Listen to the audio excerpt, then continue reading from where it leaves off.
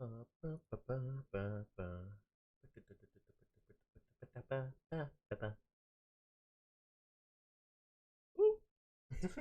not mean to do that. Fair enough. Let's see if I just click away from that. I think it muted my mic. I think so. Yeah, it did. But welcome on in. Hello, everyone. Hopefully, having a wonderful morning, evening, afternoon, time zones, wherever you all are at. And I am your resident slime in a jar, Slimy. And today, the wonderful Ash joins me again for some Katawa Shoujo. Never heard of her. Really now? I heard she's wonderful. You know, you kind of look similar to her. You know, are you like related in some way? I don't know. Like I said, I've never heard of her. Fair enough. You know what? Okay. And with that bit aside,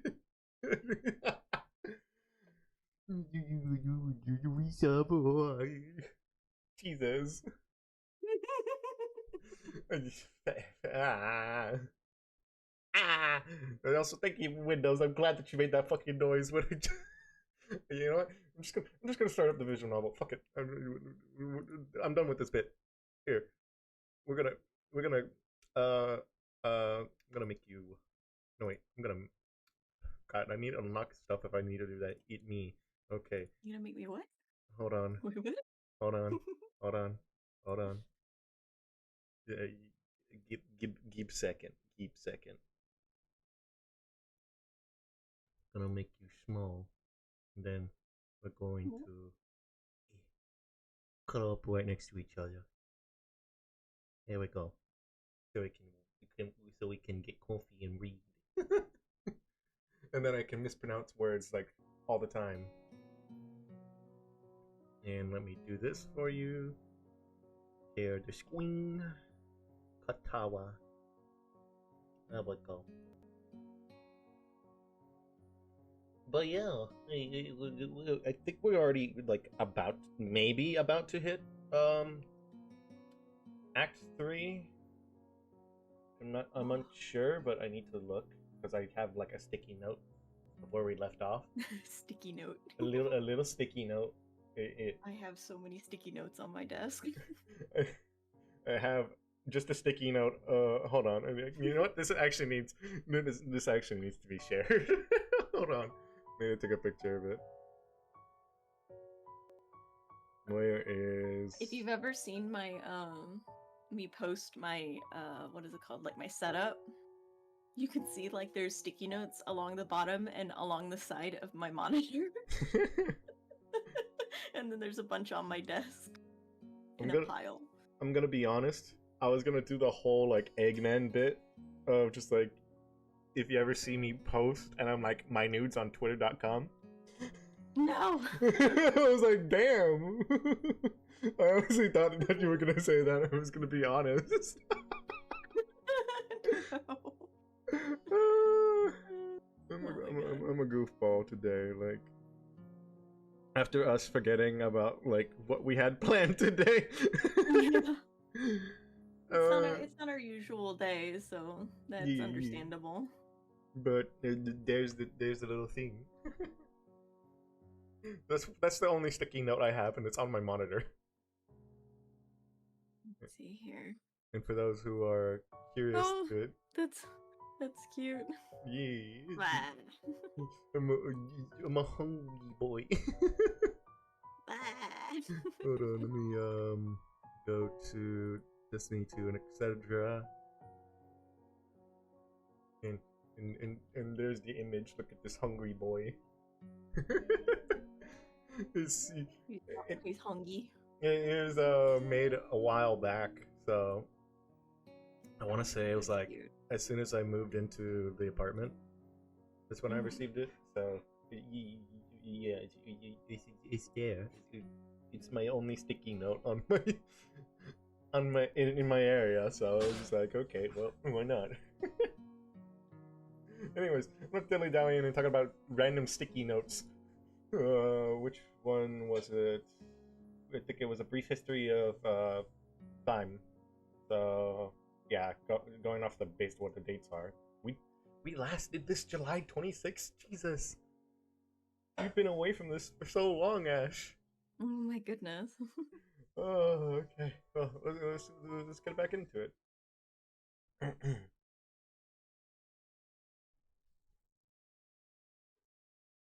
You're up, by the way.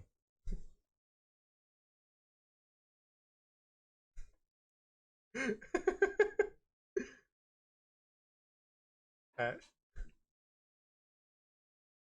did Ash, you there? Did you die? I, I, I, I think the Oni passed away, guys. I think the Oni passed away. Ash. Oh. Misha. Oh.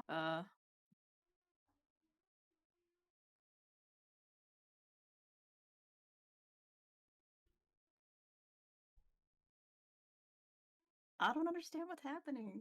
it's Wait, it's you. is it? Yes. I'm moving on your screen.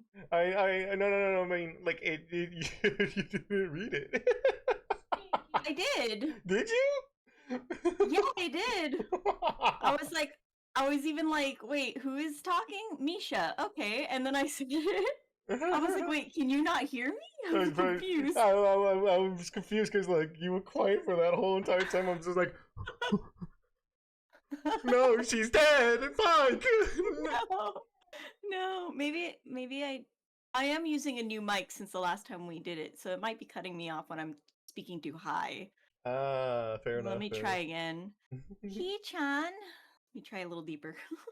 Go away. He-chan. Leave me alone.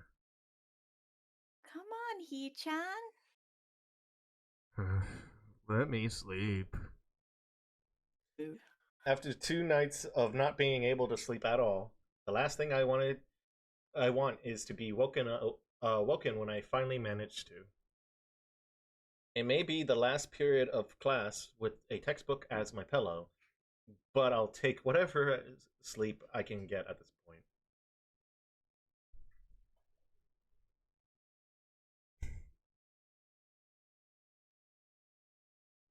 Did it cut you off again? See, He-chan? Even She-chan wants you to get up. Really? Oh, damn. I It must be my mic because I haven't really set up this mic very well. uh, I I'll mean just try not to do it too high then. I mean See, He-chan? Even She-chan wants you to get up. I mean what's it called? You could always turn off Discord suppression if you have it on. Yeah, I do. Let me do that quick. Where is voice and video? Echo cancellation, noise suppression, none. Okay. Maybe that'll help. I hope so because usually that's what noise suppression does for me. It cuts me off so much, and then everyone's just like, "I don't know what the hell you just said. What did you just say? Was that? Was that? Did you say something about my mama? I'll kill you." I kill you. See, He-chan, even She-chan wants you to get up. I don't care about. I don't care what Shizune wants. Leave me alone. Please, He-chan. I'll just have I'll just have to wait. I was gonna say, What's up? Is it still cutting me off? It was not because it was not that you cut out. It was that you went real body for a bit. Oh no. And I'm not gonna lie, that cracked me up a little. Oh no. Give it one more time. Geez, He-chan. I'll just have to wait. Oh, there we go. Good. That one didn't go bad. Like robot. Okay. Wait, Misha's going to. You. This is bad. I'm up. I'm up. You don't have to. I can feel my face flowering into a scarlet red blush. The students still in class are sitting bolt upright and staring at the shouting fool who was sleeping just moments before. Damn it. I let my head smack back down on the table with a noticeable thud. Jesus. Just like, okay, well, back to bed, just hits forehead against the table so hard. Jesus Christ. Wahahaha. Misa's trademark uncontrollable laugh reverberates through the classroom. As I turn my mournful eyes to the bespectacled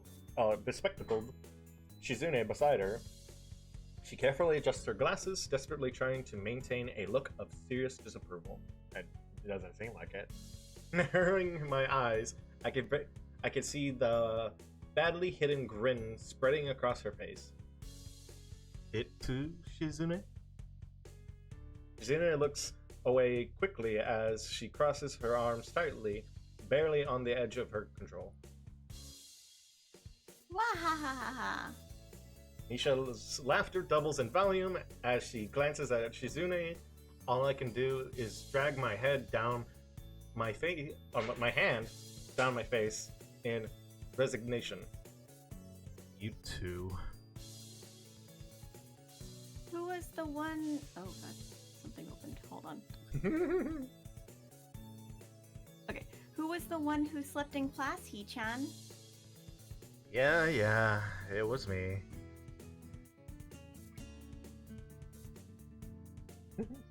Poor She-chan was having a fit trying to wake you up, weren't you? I move my eyes back to the standoffish Shizune, who, with a single huff of confirmation, returns to looking away with her arms crossed. Why was Shizune trying to wake me up?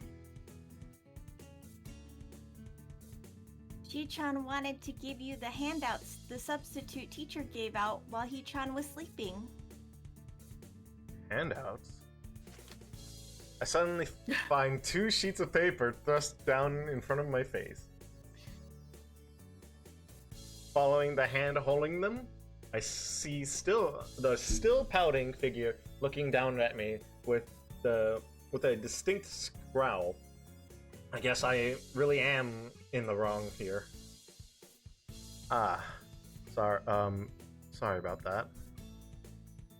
No dice. Her irritated face still holds. I clasp my hands together and flick my head downward in apologies.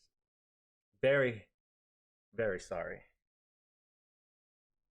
She huffs and simply drops the paper on the desk. Damn. I look up over my hands to see Shizune and Misha signing frantically to each other, a look of frustration on Shizune's face. It looks to be less of a dialogue and more of a tirade, punctuated with sidelong glances at me. To say it's unsettling is an understatement. The two suddenly stop signing and look at me in unison, both having exactly the same look of disapproval in one fluid motion. Misha's hands suddenly extend high above me and come rocketing down. Before I can even hope to react, my head is sent bouncing up and down like a jack-in-the-box.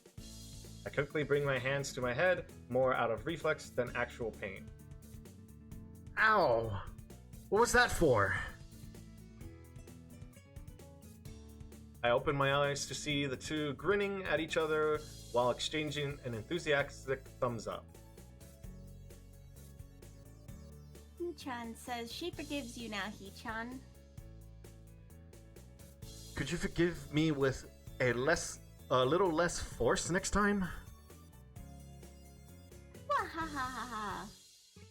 I look at the two with a blank face. Misha and Shizune, 1, Hisao, 0.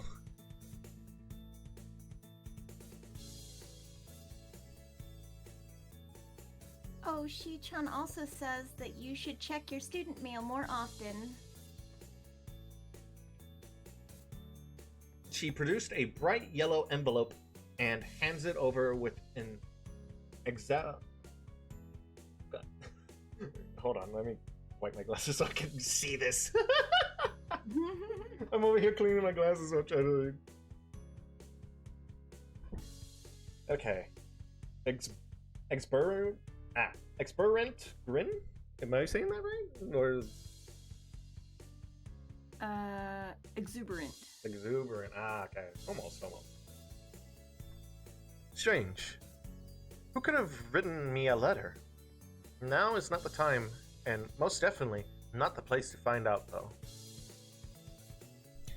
Giving up on the nap so cruelly stolen from me, I rub my forehead and slowly get up, putting the sheet and envelope in my bag before swinging it over my shoulder. I take a step back and move to depart with a small bow, while Misha clutches her sides, laughing, and Shizune nods back in a curt farewell. I join the flow of students exiting the open door and turn the corner into the hallway, only to end up face to face with Hanako. Whoa. Hey Hanako. Good afternoon, Hisao.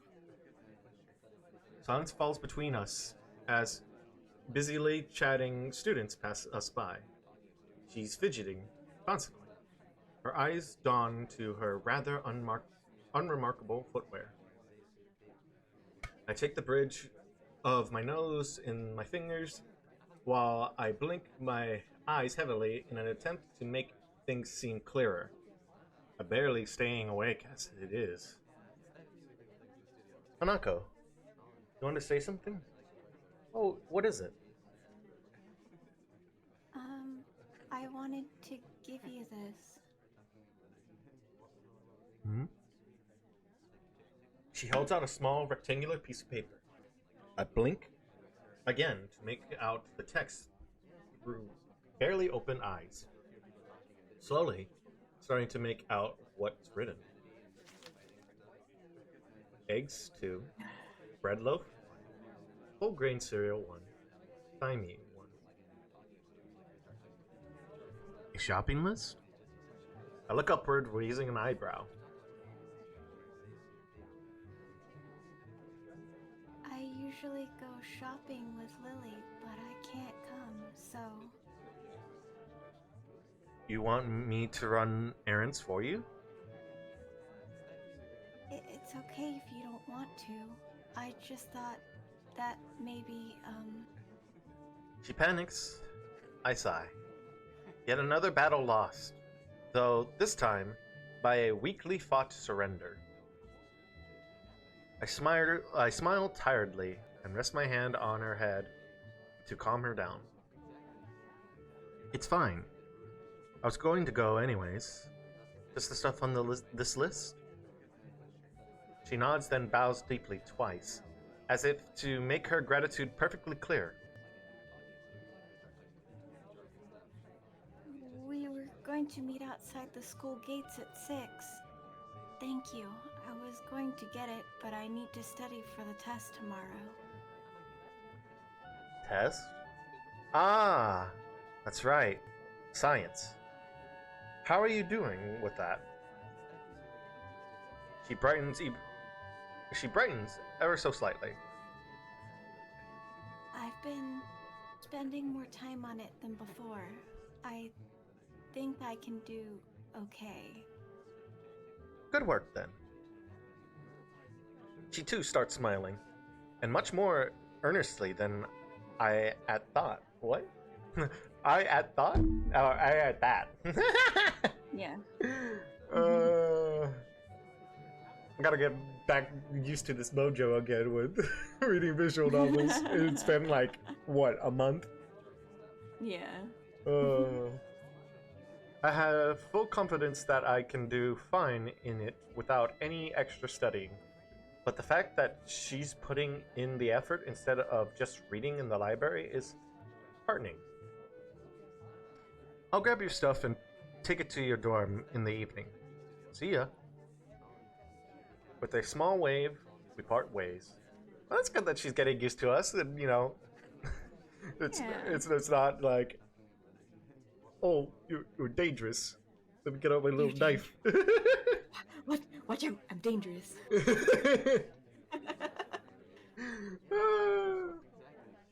Love it, I love it. I'll go do my homework before meeting Lily. I should be able to take care of it in time. Wrangling with a particularly complicated math problem has caused me to be a little bit late for my meeting with Lily. Only a couple minutes, but enough to make me step smartly out into the courtyard and to the school gate. Make a right turn and start my way towards the small town below, leaving a few students turning the other way to the bus station. I slip my right hand into my pocket as I walk in the orange sunlight of dusk. Thankfully, the sweltering summer heat started to die down. I wish. Fuck, it's hot. Making way for the pleasant cool breeze.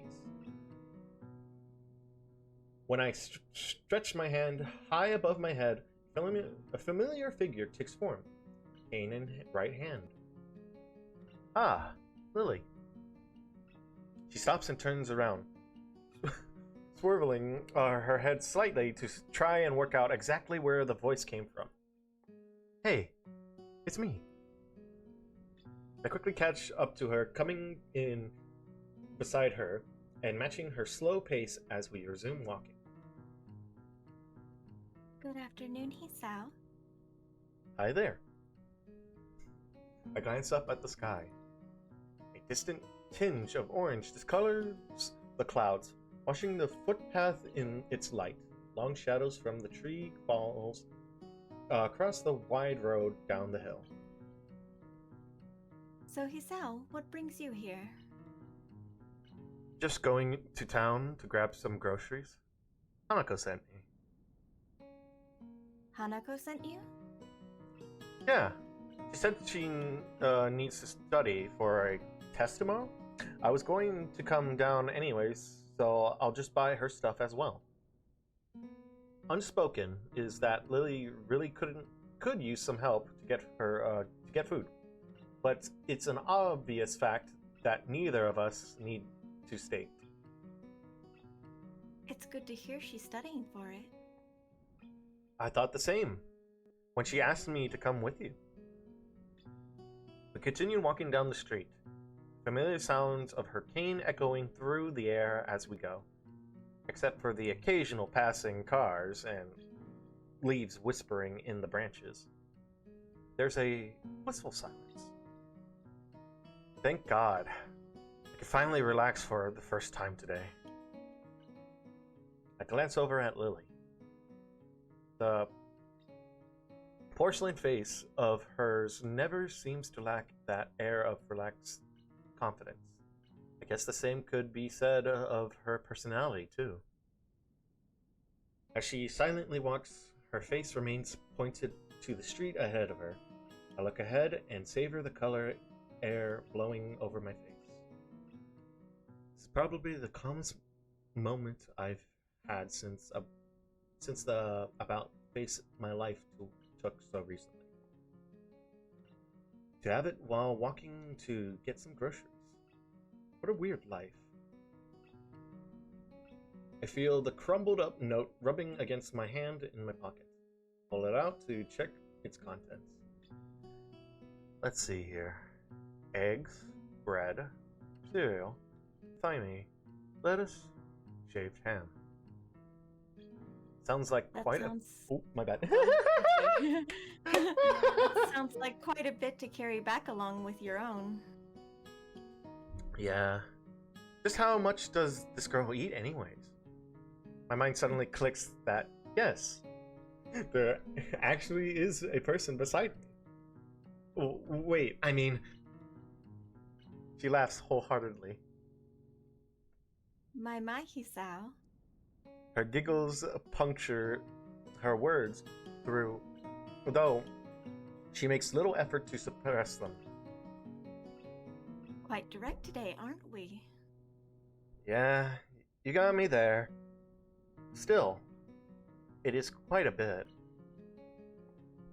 Usually I go shopping with Hanako, so I know what she buys. It's the same thing every week. Huh? She a good cook? She gives a nervous giggle. It's usually me who ends up cooking. I used to do so for Akira, so it's no problem doing it for Hanako as well. You can cook? But... A short hum with a amused lit emanates from beside me. I wonder if it's the fact that she seems amused by my comments so often is actually genuine, or rather just from a want to make me more comfortable in addressing her blindness. There are ways around it. Some meals are more difficult to cook than others because of being unable to see what I'm doing, but it usually only takes a little more time. Fingers can double as very useful measurement tools, for example. Makes sense, but she'd have to be pretty careful not to hurt herself. I wonder how many times that happened, given that it sounds like she cooked alone for possibly years while Kira worked and her parents were gone. With that, conversation trails off. Compared to the awkward silence of Hanako, Lily seems genuinely content to say what she thinks and stays quiet when there's nothing to say. Slick road underneath my feet is bathed in an orange glow, the occasional fallen leaf crunching underfoot as we walk. I let out a deep yawn, my lack of sleep coming back to haunt me. Did you not get much sleep last night? I couldn't sleep at all for the last 2 nights. Probably insomnia. Lily's face suddenly becomes worried. It feels like a personal failure every time she gets worried about my well-being, even if it's generally nice to know someone cares. You have insomnia. Aren't you going to see the nurse about it? Nah, no real need. It happens before a few times. My meds screw with my sleeping pattern, or sleeping occasionally. I'm sorry. Come on, it's not your fault. At least I shouldn't have any trouble getting to sleep tonight. You do worry me sometimes.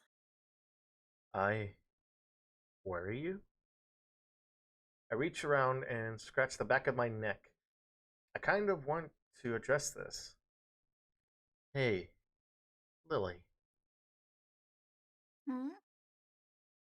I don't mean to sound weird, but please try to forget about my heart condition. She looks kind of lost. I hardly blame her. I guess what I'm trying to get at is just don't treat me differently because of it. She bows her head slightly, her white cheeks reddening almost in, imperceptibly. Yeah. God, words It's are only hard. natural. It's only natural to worry about those around you. Well, it's still nice to know there's someone like that out there. It may be somewhat embarrassing to say, but it's the truth. Lily takes a breath to regain her composure and manages a gentle smile, uh, though her cheeks remain flustered. The final downhill walk to the store passes in silence. Well, I suppose I'll get my stuff first, and Hanako's on the second round. I grab 2 well-worn red baskets from the stack beside the entrance and pass one to Lily. Just as she did before, she lays it on the ground and slides her retracted cane between the basket's handle before picking it back up with her right hand. When she takes a hold of my arm in her own, I'm surprised at just how fast this kind of casual contact becomes so natural. Mostly due to necessity, no doubt. Shall we? Sure. While we navigate around the store, the odd person occasionally passing us pays us no heed at all. It's nice, compared to the stares and whispers around the city. As we reach each aisle, I quickly check with Lily what she needs and grab it along with what I want, putting our items into their respective baskets. It's an odd feeling to be dependent on so much for something so basic as shopping. Hanako would be practically a necessity for her to pick out what she wants after all. Right. I'm pretty much done with both my stuff and Hanako's. Need anything else, Lily? No, this should be everything. Off we go then. Oddly, there's a queue a mile long. Considering the store's only large enough to warrant one counter, seems like it'll take a while. Damn. Lily gives an inquisitive look, unable to see the reason for my complaint. The queue's really long. Looks like we'll have to wait. How strange.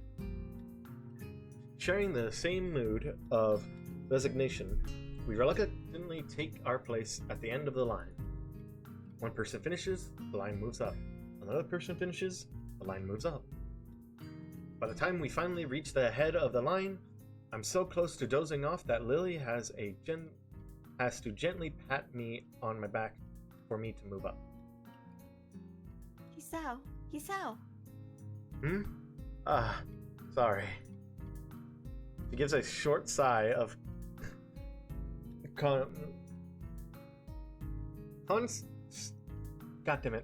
consternation as I move up, getting the groceries for Hanako and me put into a separate bag. Thank you, please come again. By the time we emerge from the store, Lily's holding a single bag while I struggle to carry 4. Both hands well and truly full. It's a lot of work, but thankfully the items in them are light. Even without looking skyward, it's obvious that a surprising amount of time passed, the road outside being dark and lit by street lamps. Once Lily retrieves her cane, we set out back to the dormitories the way we came, leaving the welcoming, warm glow of the store. Despite the road being empty of cars, the full bags abundantly make up for the lack of noise, constantly clunking and squeaking together. My Hisao, it's good to find that you're eating well. I'm a growing guy after all. I need to eat all I can. It must be nice being a man. What? Oh. Seemingly not noticing or ignoring my surprise at the completely out of left field comment, he continues on without missing a beat. Weight doesn't really bother you when you're eating most of the time. I get what you mean. Women tend to worry about stuff like that more than we do, I guess. Exactly. It makes me somewhat envious, to be honest. It's all about that protein! Oh yeah, I hate myself. I hate myself for that. Oh my god. Well, it's not like that. We can outright ignore it. With an affirmative nod, we continue our walk. Huh. That's right. What is it? Nako mentioned your birthday was earlier this year. Do you have anything special for it? She gives a long pause, lost in thought for a few seconds, as she recalls the event. Not really. It was just Hanako and me having a little party during the night after school. Your birthday's supposed to be a big event, you know. Sounds like a pretty lonely way to spend a birthday. Just her and Hanako, staying overnight. Birthdays always felt like a family occasion for me. They were a time when, in spite of their full-time jobs, both my parents would make an effort to be there for the day or at least for a party beforehand. It reminds me of how Lily mentioned she hadn't seen her family in such a long time, and even ended up moving away from Akira's house afterward. But I guess it's the same in the situation of mundane as these. Considering her inability to read the packaging, just getting groceries would be a pain without somebody else around. In the end, just has Hanako and me, and Akira when she's off from work. Be that as it may, she still seems to have many more distant friends among the students, not to mention people like Yuko. It seems to be her only choice that there's such a separation between those who are close to her and those who she only socializes with.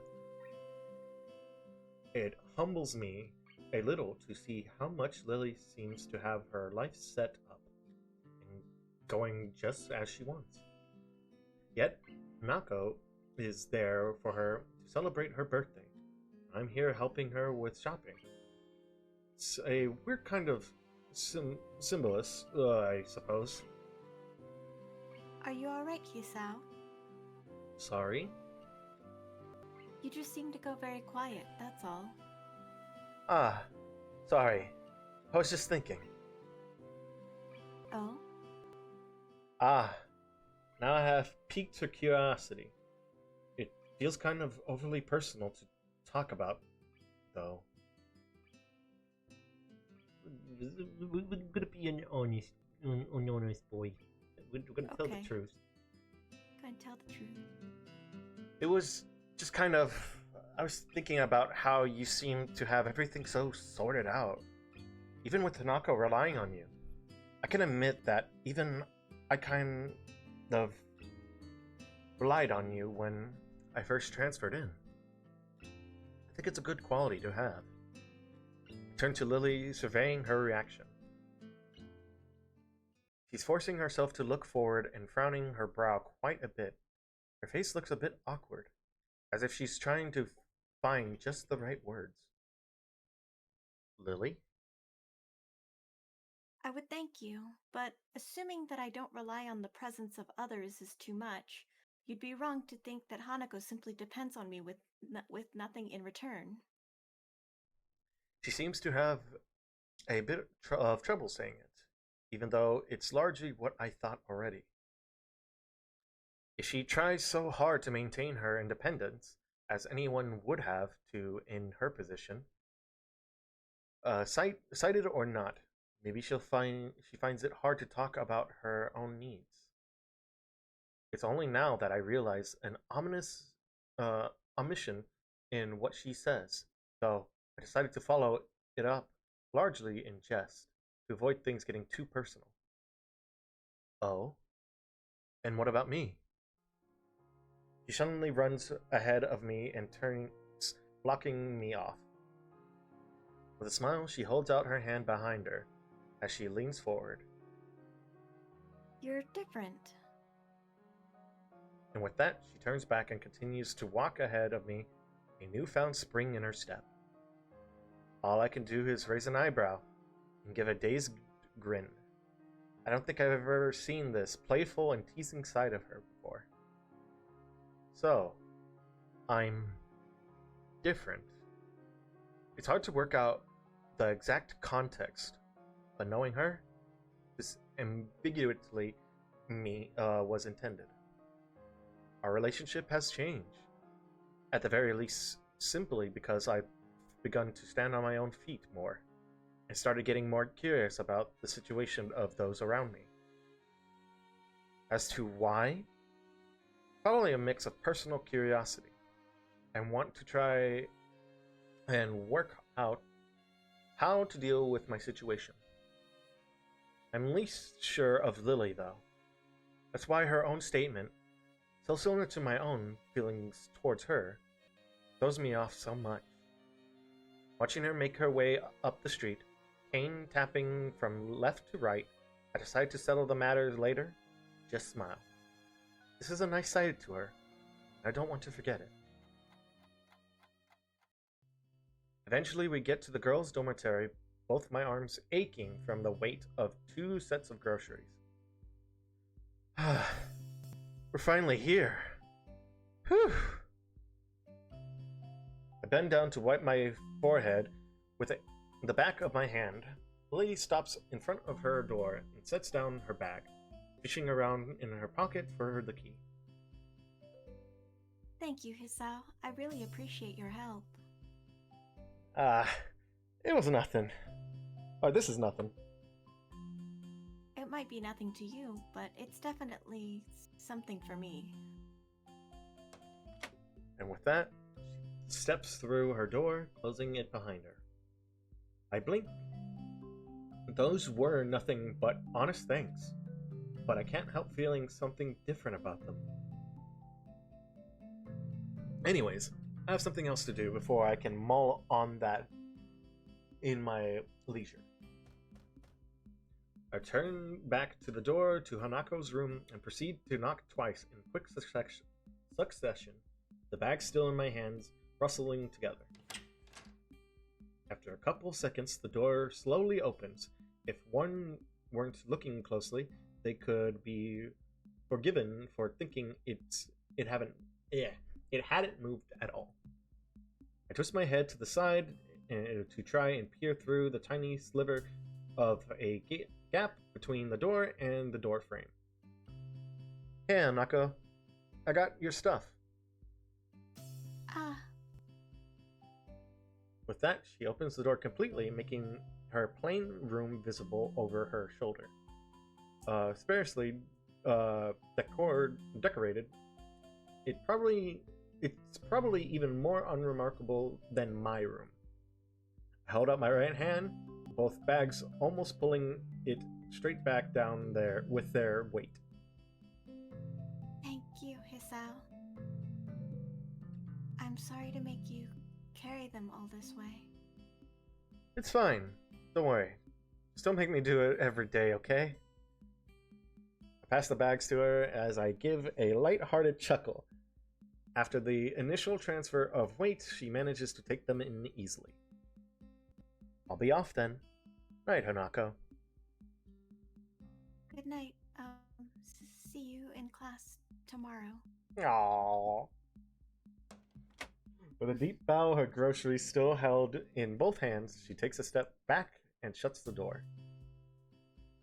Making my way back to my own dorm, I put one bag into my other hand to balance them out. Even as I do so, I can't get Lily's light-hearted smile out of my mind.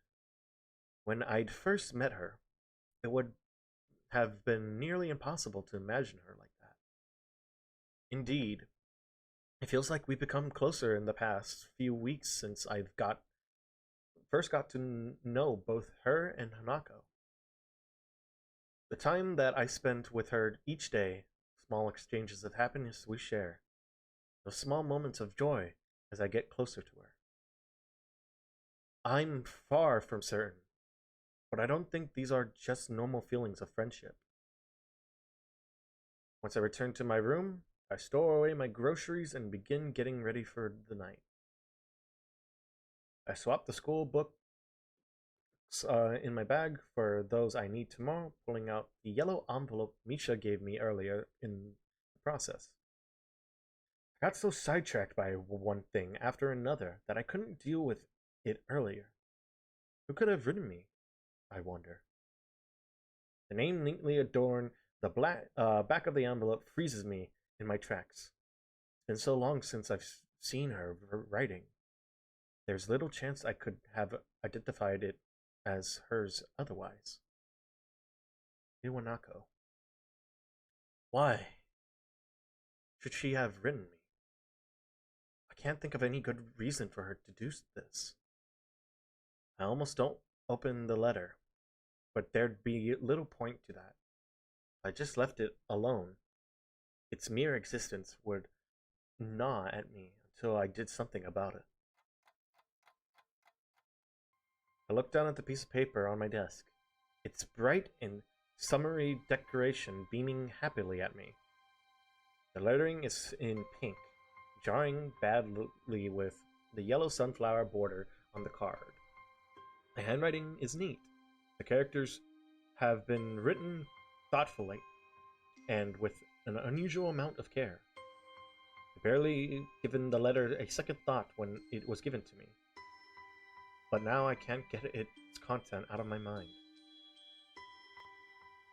Well, I'd like to say that I don't know why she used such an old-fashioned method of communication, considering a phone call or an email would be both much faster and easier. The answer feels obvious, even given the context, or enough given the context of that. The letter leaves an uncomfortable distance between the sender and the recipient. Unlike a phone, it isn't required that you engage in conversation, and unlike an email, there's less expectations of an immediate reply. Statements such as, "The 3 years seem to be very anxious about the final exam," and "It's so weird to think that I think we are already seniors, isn't it?" are just small talk. Small talk that could have been achieved by simply replying to any of the messages I sent her while in the hospital. The ending, though, is the true reason she sent this. The last couple of lines added almost as an afterthought. I wonder if we'll meet again. Perhaps it's for the best if we don't. It's a statement that shouldn't hurt, or that should hurt. I've always heard breakups are nasty stuff. It feels like this is simply a reaffirmation of what we both already knew instead.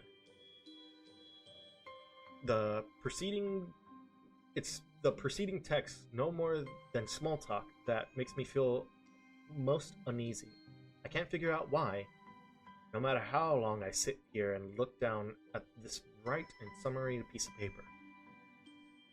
If you would like to correspond with me, by all means, write back to me. It's painfully obvious that this is not the type of letter to be replied to. In the end, this letter is no more than a simple abdication of responsibility, a final statement to reassure herself that our relationship is over. As such, I find I have little problem in scrunching the letter and the envelope into a ball and tossing it into the waste bin, ridding myself of its existence. I go to bed with mixed feelings, cheated out of a pleasant evening by this intruder from the past. Ironically, it takes a while before I can manage to sleep.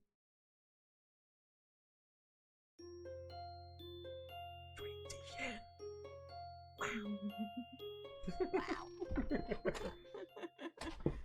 I mean, to be honest, like, they didn't really confirm, like, their feelings for each other besides, like, I really, I'm dying. Right. That was literally just it.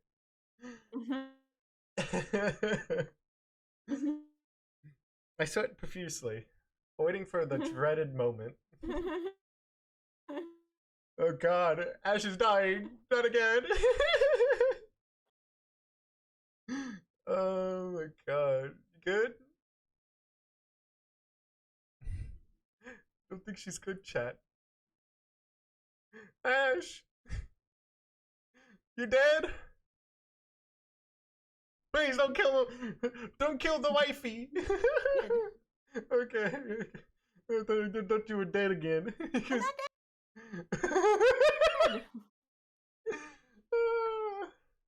I was worried for a bit. I sweat profusely, waiting for the dreaded moment. Yeah. Oh, maybe it's my internet. It probably. Did I just disconnect and reconnect? I don't know. We're gonna be honest with you, Chief. I think I did. Okay. It might be my internet then. Weird. But hopefully it's not gonna happen too much. Yeah, I hope not. Because I don't want to miss more Katawa with you. I'm gonna be sad.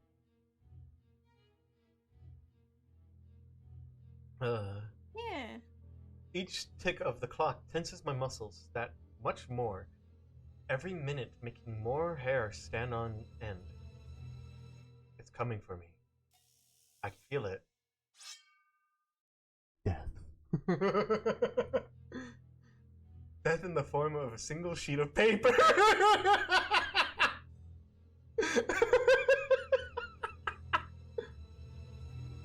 Oh no. It's ominous. Oh no. I take the small pile of paper from the student in front of me and pass it backwards. After plucking off the top piece, looking at the top right of the page, I find my fear realized within the small red circle. 43! I hang my head and sigh in resignation, cursing under my breath. I could feel the aura of a similar sentiment rising from the entire class. It's strange, but the fact lifts my mood by a minuscule amount. Misery loves company, I suppose. As the teacher opens her mouth, the room braces for the inevitable onslaught, only to be saved at the last minute. We quickly move to collect our bags and leave for lunch post-haste, but the teacher delivers a parting broadside. This is you, by the way. Was that me? Okay. This is a female teacher. Okay. I was like, is it me? We'll be discussing the test scores next lesson. Needless to say, there will be quite some discussion to be had. A collective groan resounds from the class, now reduced to shuffling out dejectedly. I push the sheet into my bag as I walk along the hallway, crumbling it in the process. It's enough that such a troublesome letter ended up on my desk yesterday. And now this? Yes, the 43! I hate English. 43.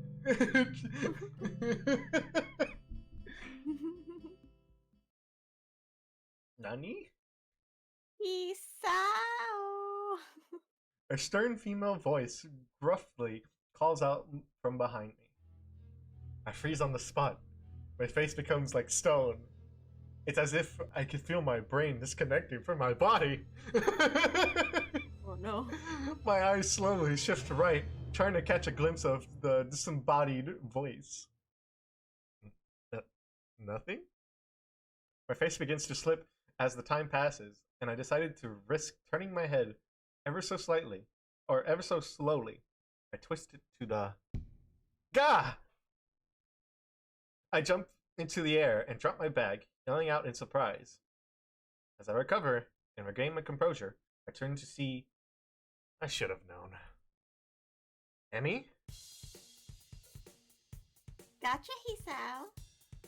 She stands there with a mischievous grin on her face, hands forward and fingers pointed inward. She was the one who jabbed my ribs with her finger. Ah! God damn it! It's high school all over again. Fuck! I hate it. So, okay, the reason why that brought up like a high school memory is because me and a group of friends that I hung out with at lunch period, we always used to like eat our lunch and then would bring out our 3DSs and play Super Smash Brothers for the 3DS.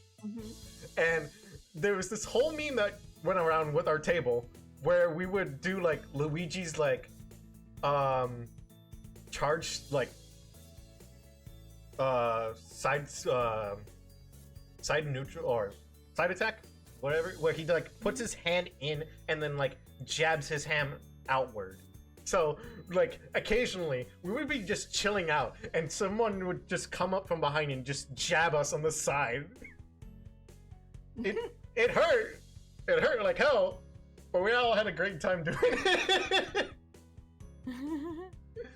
Oh god, I hate that brought that memory up, but at the same time it was funny.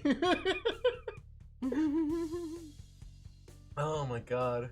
I looked down at her with a grimace, rubbing my hair in frustration. It's not a way to greet someone, you know. You have no sense of humor. Ah yes, the jabbing in the side. I left my sense of humor in my math class, complaining to the teacher if you want it given back to me. She pulls her best puppy dog eyes on me as she pouts. Lily managed to build up my resistance to the tactic, but Emmy's short stature adds enough to the effect, making me relent.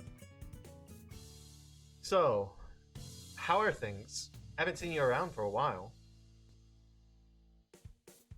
Same old. I run so fast nobody wants to join me on my morning runs. It's a real pain.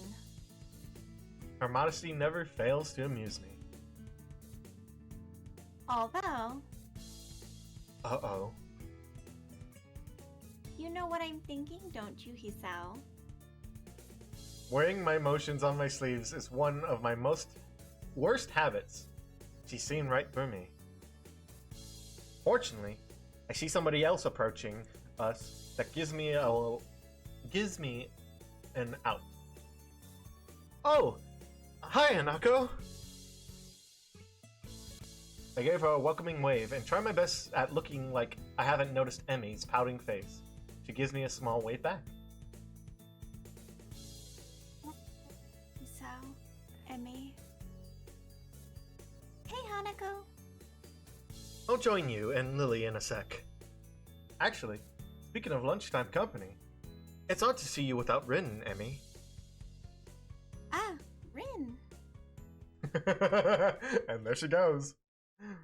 Without a second word, she forgets all about us and bolts off up the hallway. She must have forgotten she was waiting for her. Hanako and I stand speechless, only able to helplessly stand and watch this ball of seemingly boundless energy dash off.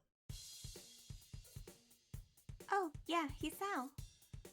She suddenly stops herself just before vanishing around the corner to the rooftop staircase, spinning around to meet our bemused face. English too. Let's go!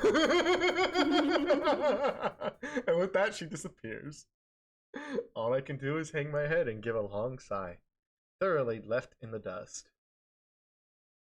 As I hear a short giggle coming from behind me, I turn to see Hanako smiling at the corner of my attacker rounded. I picked up my drop bag from the floor and quickly dusted off. Afternoon. Been busy? You don't like English. Oh, nah. I had a test on it a while back, and Emily caught me brooding about the results. Sorry. She averts her gaze, guilt written onto her face. It's a casual observer would think she just accidentally reminded me of a dead relative. Come on. It's not your fault. How are you doing in it? She looks up, though still avoids meeting my eyes. Alright, I suppose. An awkward silence passes. They seem all too common around Hanako. Oh, Lily asked if you'd like to join us for lunch on the roof. I guess I don't actually exactly have any pressing engagements to attend to. Sure, I'll be right up.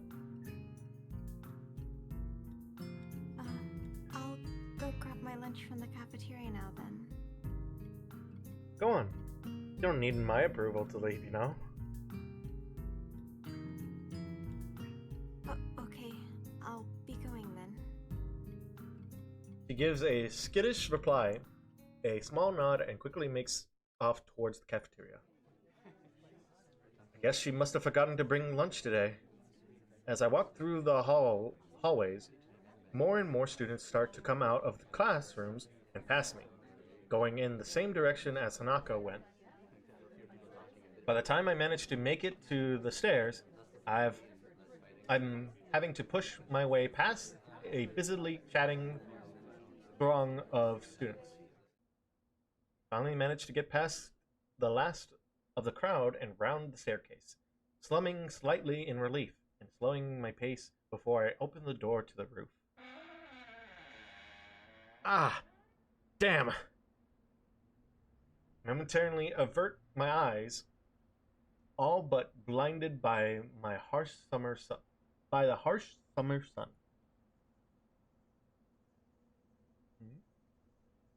As I slowly regain my vision, surroundings finally take form. Lily, Emmy, and Rin sit together on the rooftop. The top of the hilltop forest around Yamaku visibly past the fence around them, as if to frame the view. Ah, Hisao. Lily and Rin give a quick nod of acknowledgement and a deep nod of greeting respectively. I start walking towards the rather mismatched trio, and can't help marvel at the speed with which Emmy devours the rest of her half-eaten banana. Hey yo. Hey, strange to see you three together like this. It seems to have been quite the day of coincidences. Emmy and Rin decided to eat on the roof just as Hanako and I decided to. You stole it. This spot was ours. Simmer down. Can't steal a place in the school. I plonk myself down beside Lily, the four of us creating a semicircle. I think she's right. You too? The butterfly is her accomplice. The butter?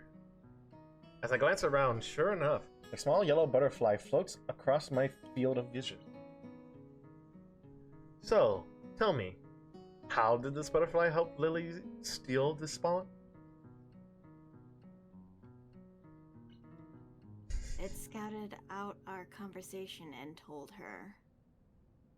I should have known better than to expect sound reasoning from Rin. Regardless, I guess it wouldn't help to play along. You're telling me she could talk to butterflies? There are people who can talk to horses, called horse whisperers. Lily must be a butterfly whisperer. I bury my head in my hands as Emmy rounds on her strange companion. She doesn't seem to share Rin's sense of humor. Whispers don't work like that. Emmy and Rin continue their banter as I turn to Lily, who's busily finishing off her small box of curry and rice. So, what brought you up here, anyways? A little fresh air every now and again doesn't hurt. Ah. Emmy breaks off her vain attempts to introduce the concept of logic to Rin. That was why we came up here too. Something tells me it was her idea alone, and that Rin only got dragged up here on Emmy's whim. Then again, same could probably be said of Lily and Hanako. Now, we can share. The creaking of the door to the roof can be heard as soon as she says the words. A moment of silence falls over us as everyone's attention focuses on the figure appearing from it. Hanako slowly walks over to us, her eyes pinned to the ground, silently the attention she's attracted. She tenses just barely when her eyes meet Ren's. I can't help raising an eyebrow as she walks over to us and sits next to me, doing her utmost to avoid looking up even as she brings her cafeteria bread in her mouth. Into her, bread to her mouth. I cannot word. Ah, pain. So, how do you and Emmy know each other, anyways? Emmy's somewhat well known around the school for her athletic ability. She's the fastest member of the track and field club by some margin, even beating Miki Miura at the track meet last week. Miki Miura. Ah, the tanned girl from the front of my class. Considering her height and toned body, being able to beat her is quite an accomplishment. Looking over to Emmy, it's very clear she's well aware of this fact, as she's beaming proudly. So, Hisao, what was your score in English? Ouch. No comment.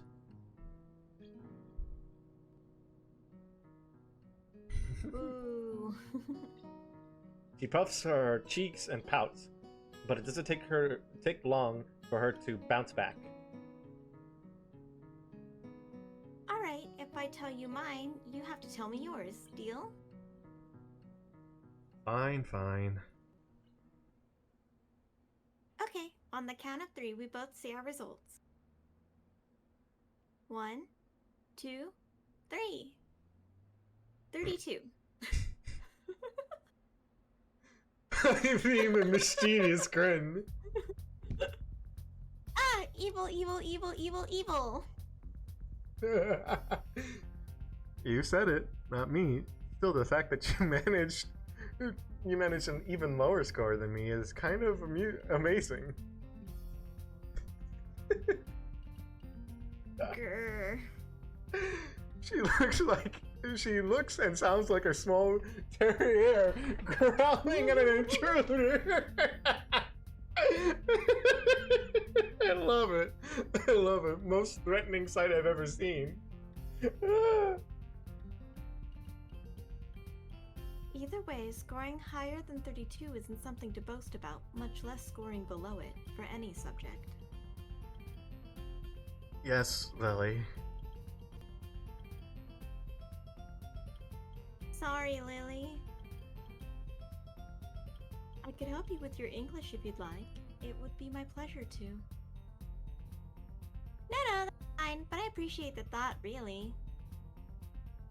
Lily looks slightly deflated, her hopes of imparting her knowledge dashed. Judging from the badly hidden laughter of the rest of us, neither she nor Emmy seemed to have garnered too much pity. Oh no. As I sit happily laughing, though, I feel my voice suddenly cuts off as my chest clenches. No. Oh no. No, I need more time! I sit in silence for a few seconds, all my concentration focused on my heartbeat. It's only a small pain, but the ache feels like it's growing. Breathe deeply. Breathe deeply. I glance upward to try and keep at least some of my attention on my surroundings. See Emily suddenly freezing when she notices my expression of pain on my face, out of the corner of her eye. Hisao, are you okay? Yeah, I'm fine. I look back down and redoubled my efforts to try and stay calm, clenching my fists to try and dull the pain. It takes a short time, but the pain thankfully begins to fade. When I look back up, there's only silence and pensive faces to be seen. Guess I better explain myself. Arrhythmia. I'm fine. It's Just a flutter, heart flutter.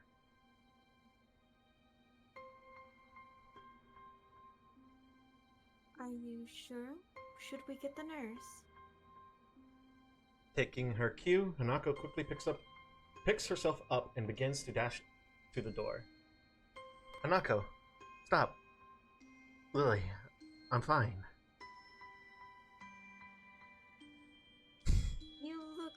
You look wet, wrinkled tomato. Huh? As I bring my hand to my forehead, I can feel the beads of sweat gathered on it and dab them off with my cuffs. Thanks. I told you. I'm fine. I'm just kind of fragile, I guess. The entire atmosphere changed from one of dainty to downcast faces. The situation being too awkward for anyone to know exactly how to react. And of course, the whole thing is thanks to me. It just had to happen now, around others. Oh, Emmy? Hmm? She looks up, a box of juice halfway in her mouth. I haven't told you my score yet, have I? Yeah, well, you're half foreign, so your score doesn't count anyway. Lifting an eyebrow, I inquisitively turned to Lily. What was your test results, anyway? She gives a cheeky grin. 100% perfect score. No way! All I could do is hang my mouth open and wonder. Considering those tests are insane, even for some native speakers, I can only imagine she's gone and done something like committing to mind part of the dictionary. A gift for rote memorization, maybe. That's... See, only someone part foreign could get a score that good. I was gonna say, joke's on you, I'm a freaking Hispanic and I can't speak freaking Spanish to save my life. Let alone English. See?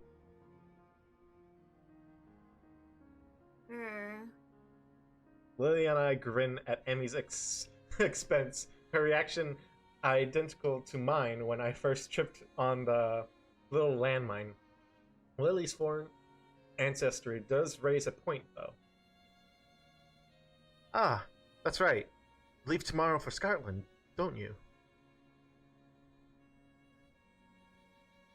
That's correct.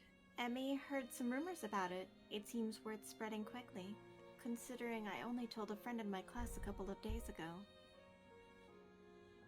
It must be so nice to go halfway around the world on a holiday. Hey, could you buy me something while you're there? Don't be too shy now. Lily gives a light-hearted giggle, evidently full expecting Emmy's bluntness. The rest of the lunch continues much as the same before. The jauntiness from before my heart flutter thankfully returned in full.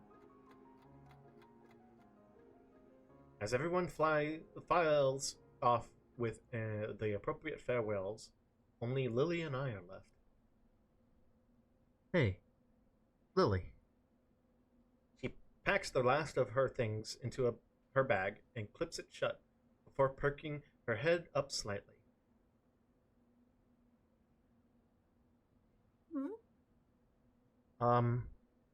Thanks for breaking the silence back there. Kind of wanted to stop it, but didn't really know how to. As much as I'd like to sound less morose about it, the letter from yesterday screwing up a test so badly in class, and now my heart making things very hard indeed. She gives an indulgent smile and nods. I hope she hasn't picked up on it, but knowing her, it's unlikely that she hasn't. Emmy's strong, but only human. We do worry about you, Hisao. Hold on. Why would I worry you? Her smile, her smiling face collapses, becoming uncomfortably serious. Isao, we are not ignorant of your situation. Unless. She suddenly cuts herself short, unsure of whether she should say what she intends to.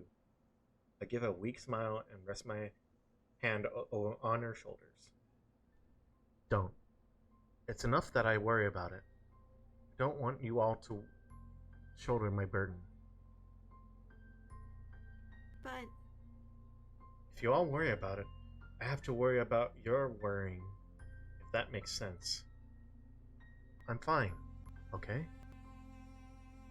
For a moment, she looks to be lost in thought, carefully pondering how to react. Isao, do you have any paper left from your food's packaging? I think so. I'll just check. I rummage around in my bag for the leftovers from lunch, eventually finding a paper square from my sandwich package. My eyebrow raised, and my expression's rather quizzical.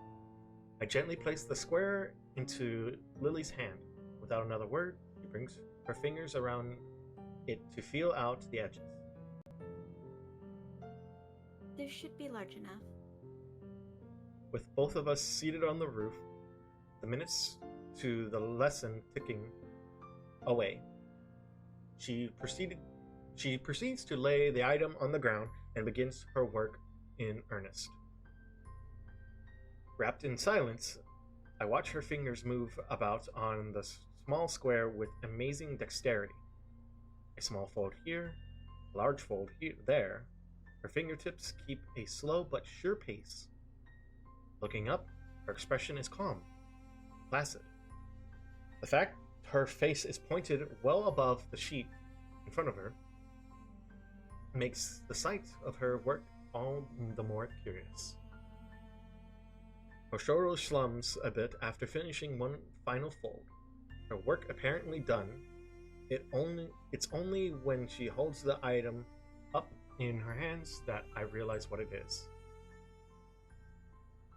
I was like, is it a paper crane? It's a It's paper a paper crane. crane. Let's go! A small origami crane. Light brown, thanks to the packaging used. The result looks quite delicate and precise. You can do origami? I taught myself how to do it when I was younger. It improved my dexterity a bit. Huh?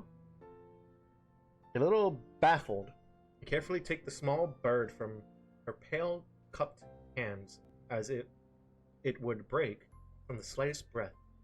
It seems to be folded quite well and holds shapes easily.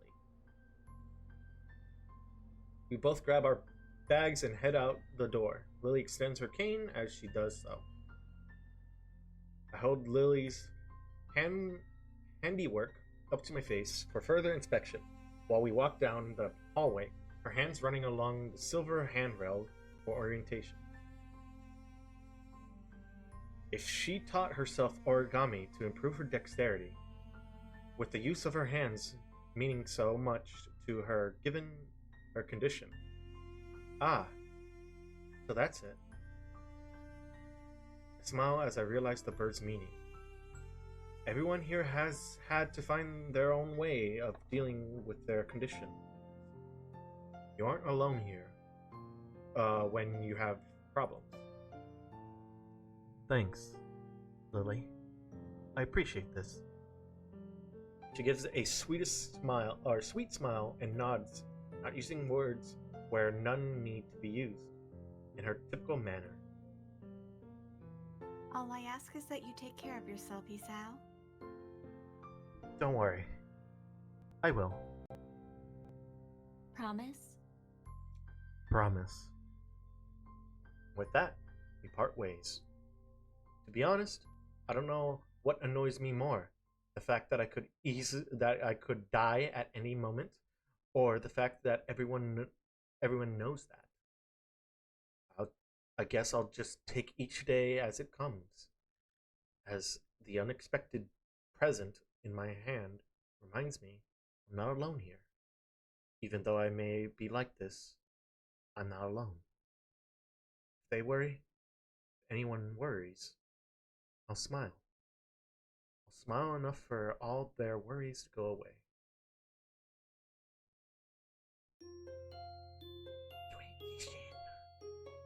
Part 2, Electric Boogaloo.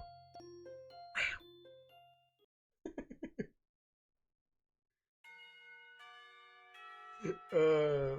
The moment the bell rings out, a collective sigh of relief comes from everyone.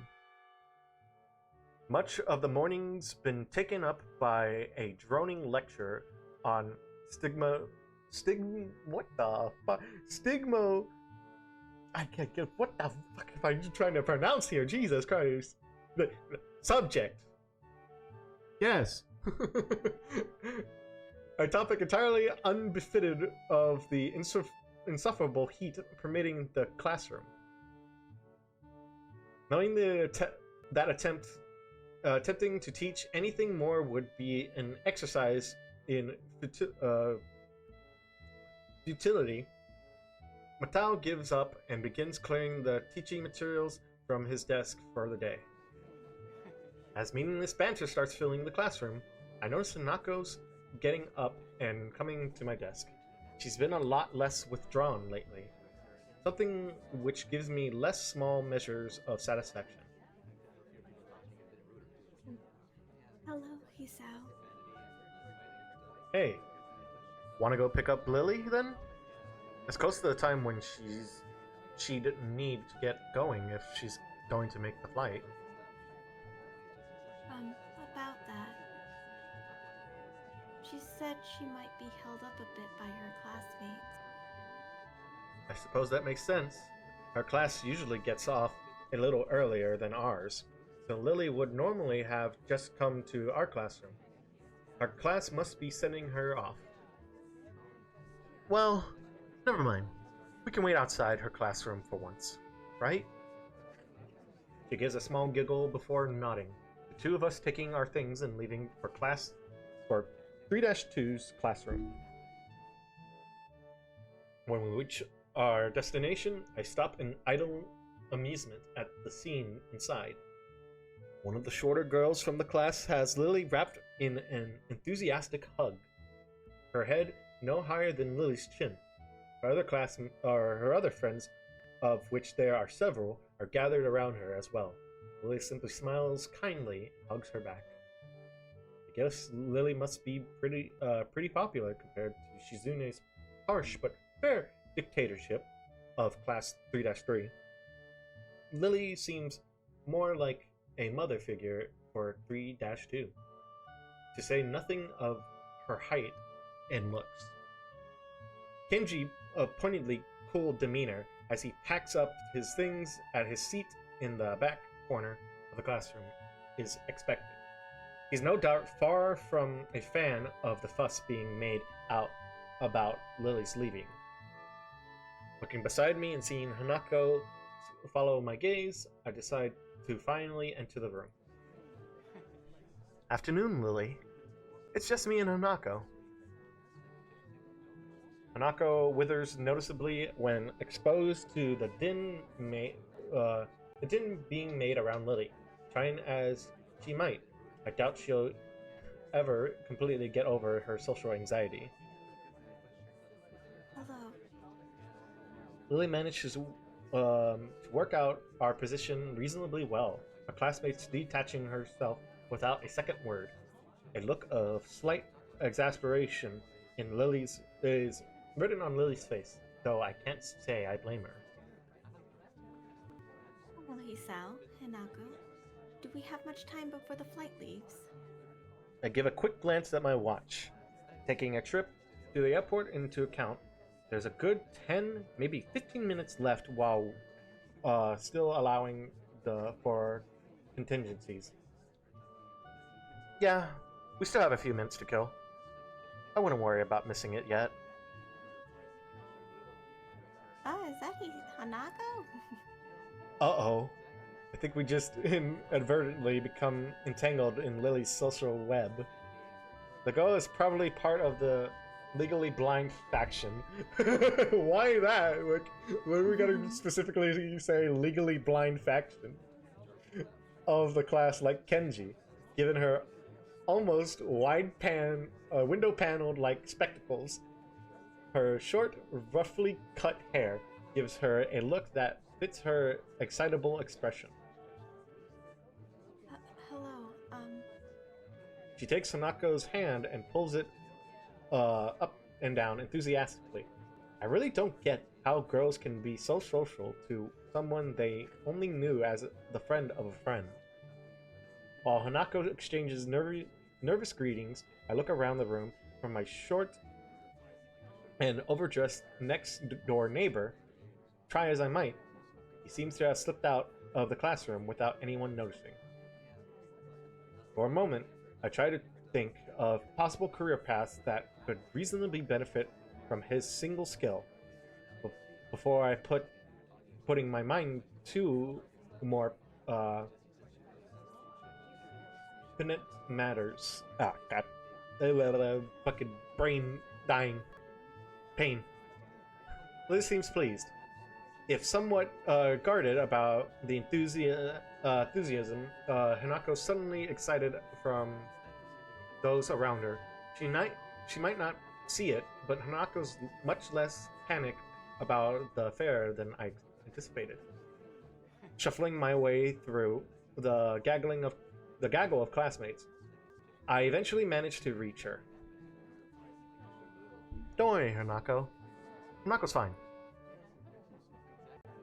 thank you. I thought she might be overwhelmed by then. Don't worry, we'll be gentle. God damn. Both of us grimace in unison. Hanako's nervous grin starts plastering on her face as another couple of girls moves in to meet her. It's kind of amazing that even just a month ago, she'd never have been able to cope with a situation such as this. Even when I first met her, the two of us completely alone, she sprinted from the library. So, got everything you need? It's all packed. I just have to go by my room and pick it up on the way. And Hanako and I need to change. I guess we better get going then. Hanako? Hanako's head flicks up towards us in a flash, her face rather unmistakably appreciating the change to excite, straight, whatever. I cannot word! Her from the small group gathered around her. Quit coming. Yeah? The long taxi ride to the airport is surprisingly pleasant, despite the three of us being rather squashed together to fit in the small back seat. On the other hand, maybe despite isn't the right word. Lily pays for the fare to the driver. As we fly out, Hanako's eyes glittering left and right. Thankfully, there aren't too many people around, most of them being inside the main building rather than milling around outside. It isn't hard to spot Akira and Hiraki leaning against the fence while talking to pass time. A large black travel bag, complete with wheels and travel handle, leans against the fence alongside them. Hiraki is the first to notice us, pointing us out to Akira, who gives an over-enthusiastic wave.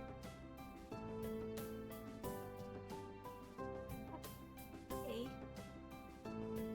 Oh, that was Akira. Never mind. I was trying to remember whose voice that was.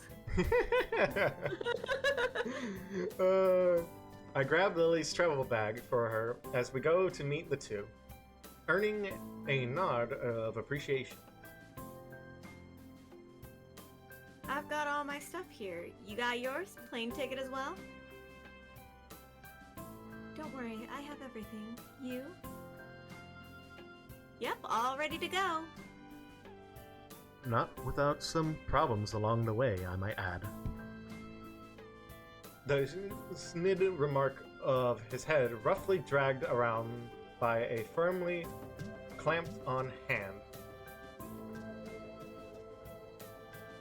Huh? Yeah, I kinda sorta forgot it was my own trousers pocket. Trousers that I put in the wash. Oh no. Don't worry. Did you know you can print out tickets if you order online nowadays? It's really cool. Hidaki's pain expression says that this wasn't a solution found quickly. It could have been worse, I guess. We'd better start off then. Check-in should be ready by now. Yeah, you're right. There's a certain amount of wistfulness in both their voices, saying nothing of the people left behind. Meeting their family again after all these years would be the big for them. Lily. Hanako wraps Lily in a gentle hug to say goodbye, one which is warmly reprocurated. Lily and I share a brief hug afterwards, each of us saying our goodbyes. Besides us, Kira and Hidaki break off for a small hug and a word or two between them. It would probably look quite nice if not for the almost comical height difference between the two. Lily takes a hold of her sister's arm. Once again, that needs to be said in farewell. Instead, the two walking past the huge glass door. Goodbye, Hisao. Hanako. See ya. Don't do anything stupid, Shorty. We wave at them until they disappear from sight in the throng of people moving about inside. And then, we're alone. Well, that's that. I turn to see Hidaki already beginning to walk off. See ya. He throws a hand into the air in a manner I'd expect from Akira. In the end, it's just Hanako and me left standing outside. I rest my hand on her shoulder. She absent-mindedly gazes towards the front door of the building, as if she might catch a glimpse of either of the two before they disappear. Don't worry. Time will pass fast. He hesitates for a moment, but eventually nods. With the scorching heat of the summer sun beaming down on us, we make our way to the nearby bus stop. It's strange, really. Just when I begun to see Lily differently, she leaves on what almost feels like a pilgrimage to the past. In a way, though, that's just what I've been doing since coming to Yamako. As much as I may reflect on everything that happens to me, I really am hardly unique.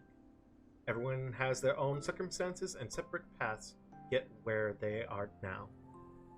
Yet, I still can't really work out how I should proceed. My life may have practically been reset, but I still can't find anything that satisfactorily fills the hole I still feel in myself. Maybe Lily's leaving will be a good thing for me. Without her to lean on, I need to do more for myself. I have to be there for Hanako as well.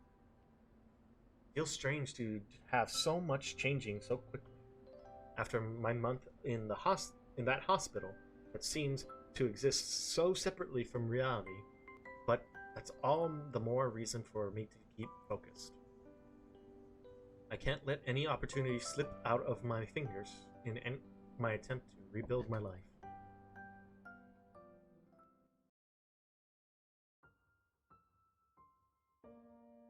There it is! Act 3! Present! Oh my gosh. We're so close! We're so fucking close.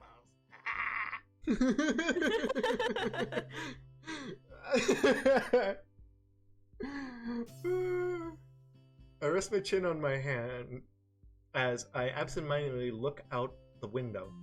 Yet another Mattel's lectures droning on and on, as if it were endless. The summer sky is almost alluring in its bright, circular, surreal, or serene splendor. Oh, fucking well, I'm just here, man. Only the passing clouds break up the deep blue expanse. This feeling of longing is probably the outside of me yearning to escape. Let me out! Let me out! Nakai, could you answer this? Me? I'm over here just like like looking off to the side and then just like, hey, notice you're not paying attention to the question. What's the answer to this? Explain. And I sit in shame. Fuck. The side of me lost to the past now, though. In that case, I think it would be used for an asphyxiation. Correct. Moving on. The suffix for... As my attention towards Mattel slips once again, I spot Misha giving me an enthusiastic thumbs up and nod at her to settle her down. Of course. It's been a handful of days since Lily left for Scotland. Days which have passed reluctantly, peacefully. Life largely continued as usual, in contrast to what I expected, while thoughts of her have danced around the edge of my mind since she's left. Present events managed to subdue them, at least for the time being. So I found myself idly chatting with Hanako, as usual, when lunchtime finally rolls around, or rolls by. Are the later ones in the series good as well? Not really. You're probably best off just sticking to the original. His later books didn't live up to it. Other than, maybe, Good Emperor. Thanks. I wasn't really sure if... As Hanako steps to the side, I see Shizune stride up in her typically business-like manner, flanked by her ever-present bright-haired shadow. Try as I might, I can't read any hint of their intent from their faces. Shizune's poker face and Misha's seemingly boundless cheerfulness are a devilish combination. Morning, Shizune. Misha. Hi. I hesitate the greeting with a nod to Shizune in order to get the point across. She promptly and curtly returns the gesture to both of us. Ah! Can't speak? Fuck! It's been a long while since I really talked to either of them. For a while, I thought they might be avoiding me. But I eventually came to the conclusion that Shizune really isn't the type to do so. Morning. Shi-chan says that Mutao wants to see you sometime. Because of this statement, my face contorts as if I just eaten spoiled food, giving Misha no end of amusement. Wahahaha! Anyone think you were in trouble, He-chan? You may not be aware of it, but you have the least to worry about out of anyone in the class. They're gonna kill me! They're gonna run! With an unexpected vote of confidence, even Hanako nods hesitantly to affirm the point. Thanks. I'll keep that in mind. There was something I wanted to ask you, though. And what might that be, Hee-chan? I have a feeling this won't go over well. But here goes. Is there any reason why you and Lily don't get along? It seems like even a little civility would help you both in your duties. Shizune's cold stare after Misha's happily sigh. It's the words stop me in my tracks. In hindsight, I really could have worded it that better. Out of the corner of my eye, I'm sure I see Hanako move back just a little. Thankfully, Shizune notices this and lets her temper dissipate as she forcefully runs her hands through her hair to let off steam. Perfectly on cue, Misha begins interpreting the second Shizune's arms begin to move. I would say that such matters aren't relevant to you, but since you seem to have befriended Lily... She pauses to adjust her glasses, evidently attempting to articulate her point in the best possible manner. While I assume the same of her, I cannot call my own views on the matter unbiased. Suffice to say, we were closer before than we are now. Shizune makes a quick gesture to Misha to stop her from interpreting, then has a quick meeting with her before proceeding. The fact that the two can communicate so easily yet so secretly right in front of us is slightly disconcerting. Hanako seems to share my curiosity at the proceeding, looking on with thinly masked interest. As they finish their opaque, I cannot word, conversation, Misha looks slightly deflated. I guess her opinion on the matter wasn't followed. Hee-chan says you should ask Lily about it, as she doesn't want to be the one that gets you involved.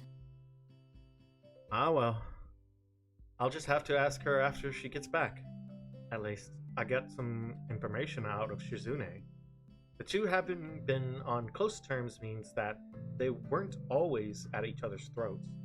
Or, at least, not quite to this extent. I understand. Thanks anyways. With a nod and a farewell, the two break away and walk out the door, no doubt heading straight for the student council room. Could have gone worse, I suppose. Hanako lets out a long breath, relieved at the confrontation resolution. I can't say I blame her. I'll see you later then. Yeah, I'll meet you in the tea room. See ya. With that, she waves and joins the trickle of students leaving the class. Nakai, could I speak with you for a moment? Delivered in his typical monotone manner, he apparently decided that I need a reminder to see him already. Eventually, I finish packing up my things. By the time I reach his desk, the classroom is close to empty. Yes, sir? He looks up, taking measure of my face before giving an awkward, rather obvious chuckle. No need to feel guilty. You're not in any trouble. I just wanted to ask you something. I've asked a few of the other students so far. That's something, at least. For a moment, I thought my maxim of keeping my head down and pen up had failed me. So, what did you want to talk about? to start with, what do you think of your progress in this class? So far? Good? Bad? I detest that kind of question. For a fair amount of time, I try to think of a response that is neither pathetically humble nor cocky. I'd say I'm doing okay. The work doesn't seem too hard, and I'm doing better on the test than I thought I would. That's a good answer. A correct one, too. I give a mental sigh of relief at his satisfaction to say that I don't gain a little pride from his comment would be a blatant lie. In the maelstrom of thoughts clouding my mind after learning that I'd be transferred to Yamaku, my school grades seemed utterly unimportant. Being entirely clueless as to what skill level would be assumed of me once I actually got here, I was hugely relieved when I found out that I understood well enough the schoolwork we'd be doing. I know your circumstances might have thrown a wrench in the works, but have you given any thoughts to your future? My future? What you'd like to do as a professional? Do you have any thoughts of where you'd like to be in 10 or 20 years' time? I wouldn't be surprised if you covered this ground in your previous school, but I don't have any records of it if you have. I suppose the last year of high school is the time when students would need to be thinking about such things. To be honest, I haven't lent it much thought compared to my immediate situation. Catching on to my thinking, Matao speaks up. It's okay if you haven't decided on anything special yet. I wouldn't be surprised if a lot of your classmates were still undecided. After all, maybe pursuing one of your talents? He's rather obviously trying to squeeze an answer out of me, or something about his previous wording makes me suspicious. He didn't seem to be intent on asking everybody like this, so must have some kind of section criteria at, I guess, our grade in his class. Well, something in science, maybe? Might be the path of least resistance? His face brightens, no doubt pleased at the thought of a prize student following his subject as a career path. Good. Having a general idea is the first step. I would advise you to think on it, though. I will. Things are kind of settling down, which will help. Good to hear. Oh, I've noticed that Kazawa's attendance and grades have improved since you come to be her friend. I'd like to thank you for that. I'm surprised you noticed we knew each other. He gives a chuckle as awkward as a smile. This guy really has no idea how to properly act around others. Even facial movements seem like an act of careful but misdirect chronograph. You could say that having a general idea of who knows whom is part of a teacher's job. Catching himself before he goes off on a tangent, he loudly coughs into his hand. I'm sure you have things to do, though I'll stop there. Please do think where you're heading from here, as you don't have long to go before you finish high school. I will. Thank you. Or, thanks. The brief talk ended. I take my leave. He goes back to fussing with the teaching materials on his desk.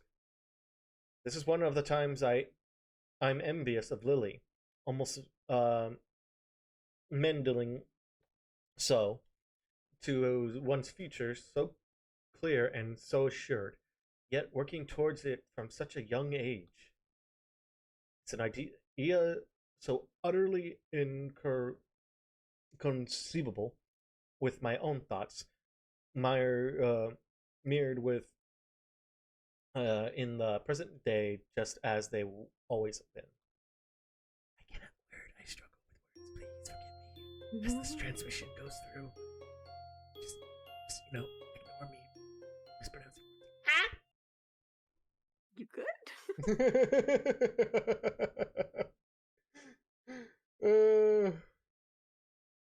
Walking through the lobby to the cafeteria, I silently rue my day's routine having been completely thrown off. It had seemed like a normal day. I arrived in the classroom before most, due to waking early and having become quite adept at chunking down my pills. Or chucking. I just say chunking. I don't know. I don't fucking know, man. Without choking as I get ready for the day. Man, I wish I could take my pills without choking. I have a set of pills that are really big, and I end up choking on them every morning. It sucks. I was gonna say, it's me when my aunt comes over, and I'm just like, God damn, I'm out of, like, ibuprofen, and I got this headache. And I don't know, she's like, here, take one of these. And it's a big-ass fucking, like, pain pill. I'm like, what the fuck is this? And she's like, it's something that I take for when I do long shifts and I got a migraine. I'm like, fair enough. But even then, still, Jesus fucking Christ, this pill's fucking big. Oh, it goddamn helps. That's for damn sure. Yeah, I think they have like really big ibuprofen pills that they can give you as a prescription, for pain, and those are pretty big. I think it was like 1,000 milligram. Like yeah. It's fucking huge. But as students trickled in, one never materialized. Hanako.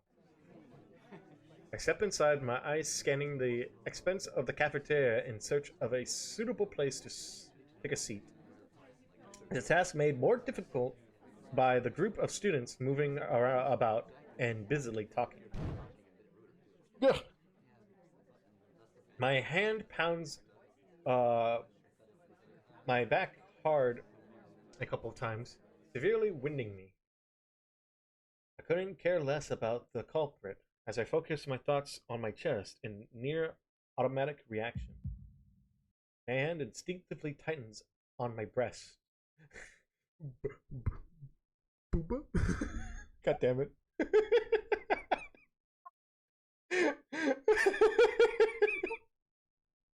I'm so fucking stupid. I start going through the steps I rehearsed in my mind every other day. Breathe steadily. In and out. The measure of relief.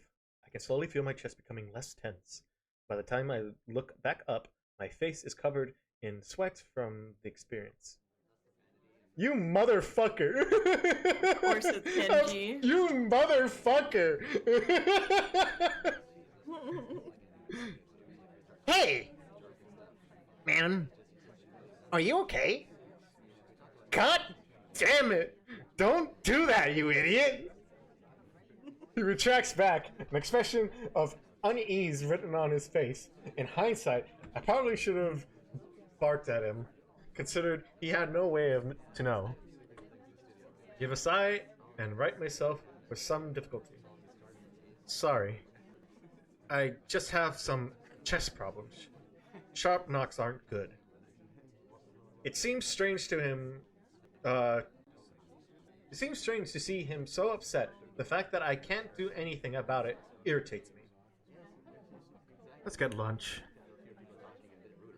Okay. It's good to have some company for once. We start off to the serving line. One good thing is that Kenji and I can make small talk nowadays, as opposed to my only interaction with him being anti-feminist lectures. Seems like it'd be hard to find an empty table. There's a few people I wouldn't mind sitting with. Nobody's like you, though. I feel a shiver run through my spine. Clarify that now. They don't listen. Their minds are closed. It's the media, man. The goddamn mainstream feminist, fascist media. He takes a breath, and I savor the seconds of silence. Damn. They had control everything. Everything but you and me. I relax a little while grabbing our food and drinks. So, what you got for me? Huh? Come on. You've been hanging around Satao and that other chick for ages now. Rumors are all over my class. And probably some of the others, too. Eavesdropping isn't a good habit. Let me guess. You never do it. Not even when you're bored, or really? Well, fine. Point taken. Both of us stop at the soup ladles into... Let me rephrase that. Both of us stop to have soup ladles into a couple of small bowls and place onto our trays. The concoction that lands into the bowl looks pretty questionable, but at least it smells reasonably good. That's school lunch. As we take our seat at a miraculously free table, I try to think of something that would actually interest him at all.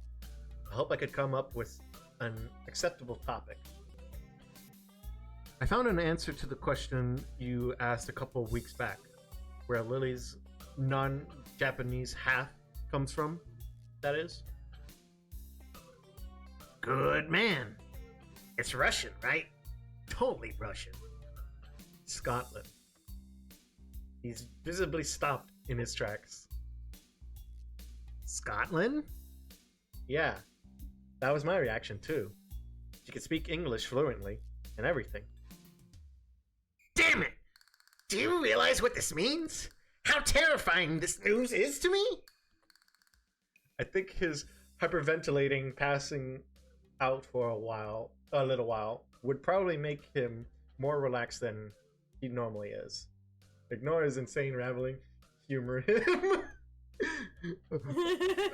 I'll let you decide on this one. What are we gonna go with? Oh no. Let's humor him.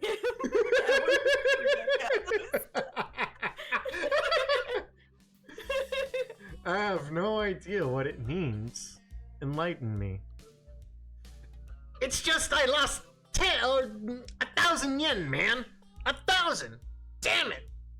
This is the worst day ever! You're kidding me.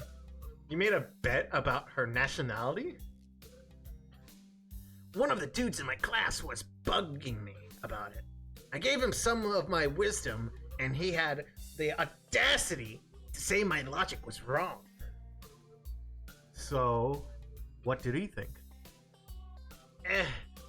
Germany or something. It doesn't matter. What matters is my 1,000 yen! Damn! This day is ruined thanks to her! What a bitch! He looks utterly devastated as he wolves down several clumps of his soggy soy-soaked rice. It only takes a few mouthfuls before he pokes his chopsticks at me, stabbing the air repeatedly in revelation. Why? Didn't your mother ever tell you not to speak with your mouth full?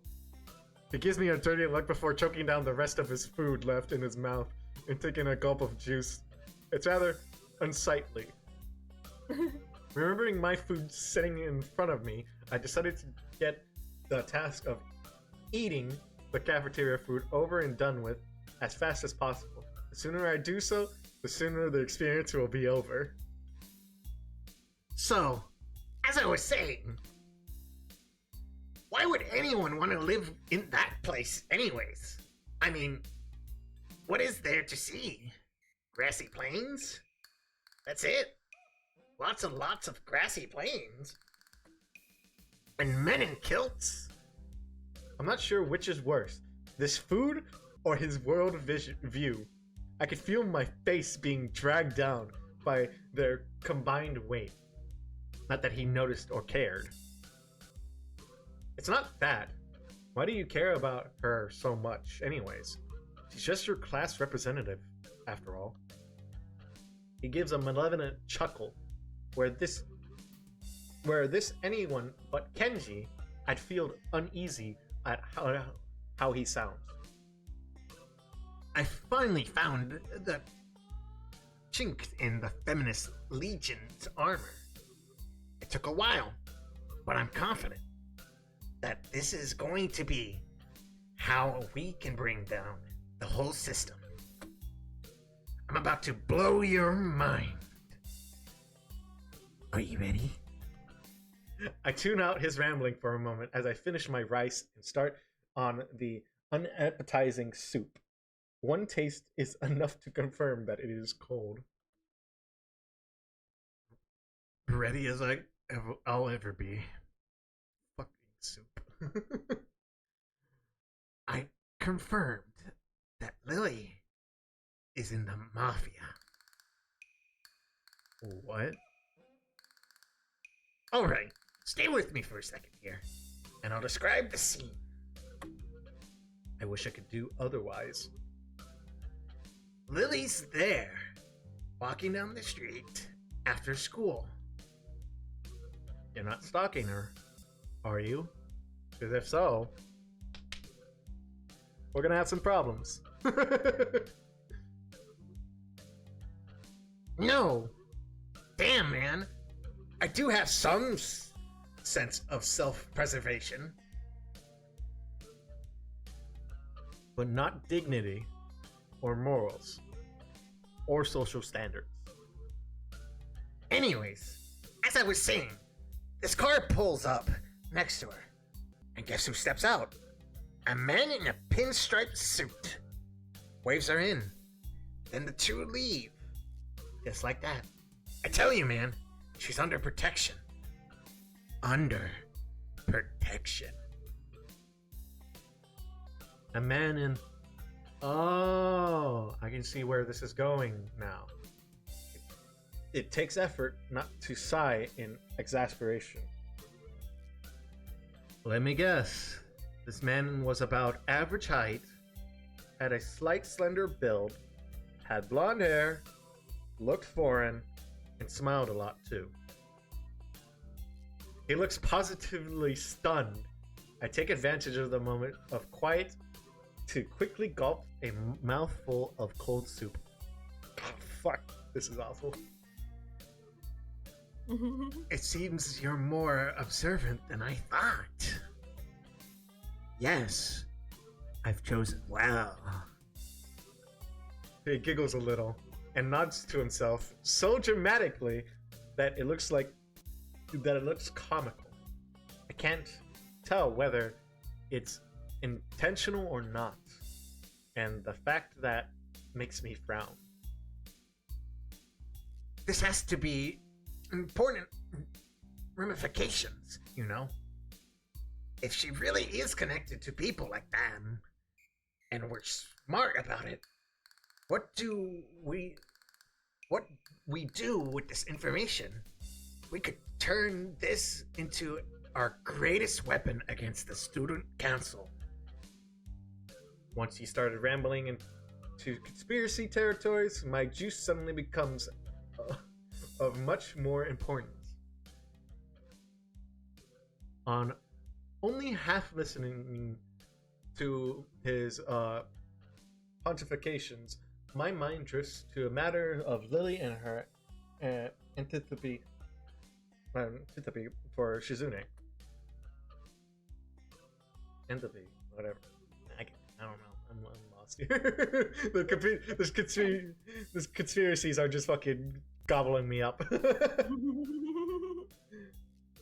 The past between them is steadily becoming more coherent, but I'm not even sure if I should be learning on her past this way. Indeed, even if I do work out what went on, it really doesn't seem like my business to go and interfere. Damn, not having Lily around is making my thoughts wander. I'm noticeably more bored and sullen without her company. And the same goes for Hanako. All we do during lunch anymore is eat and play chess. Come to think of it, I need to go check on Hanako after school too. Considering much improved attendance, I'm guessing she's come down with something. No more conspiracies? Aw, man! Conspiracies. Aw, man! I was kind of laughing at that one. I'm lying, all of those fucking conspiracies are stupid and funny. Oh, Nakai. I stop as I'm about to leave the classroom, turning on the ball of my heel to meet Matao. He's holding out to me a couple of the worksheets we'd worked on during the day with his long, lanky arms.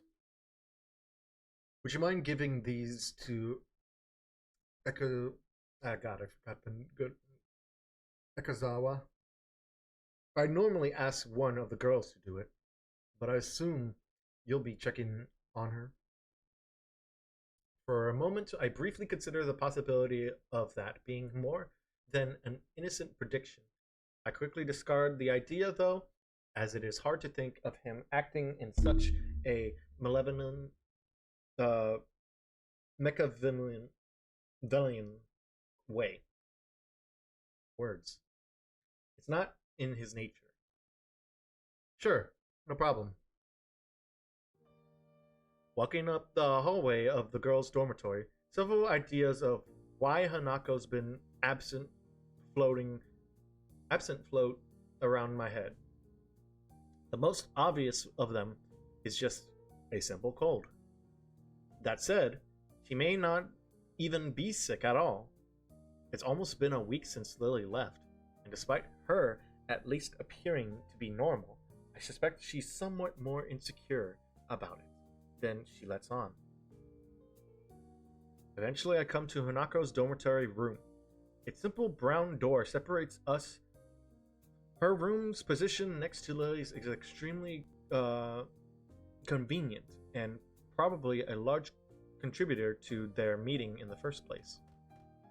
Gristing slightly at the prospect of her being sick, I wrap my knuckles around the door. Right. Silence. I listen intently for any sounds of shuffling coming from inside, but I can't hear a thing. I knock on the door again, slightly harder. Still no answer. How strange. A door opens behind me. A freckled and somewhat scrawny underclassman I don't recognize comes out and is briefly taken off guard by my presence. Hi. Ask about Hanako. Yes.